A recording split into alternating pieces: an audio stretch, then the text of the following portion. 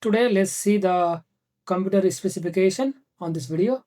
So if you want to know your computer specification or if you want to tell to someone, then this video is for you. For that, go here and write for about your PC. Then click on that.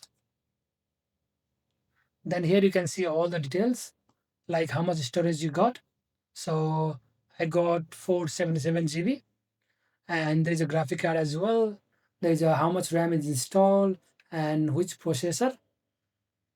Below there is a details as well, which bit operating system is this and installed on and everything. If you want to know more about graphic card, then also you can go to task manager, then go to the performance, then go to the GPU 0. Here you can see the graphic card details, and that's also this is how you check the computer specification. If you want to know any more, then please let me know in the comment section. I'll definitely reply to you. And thank you for watching the video. I'll see you in the video.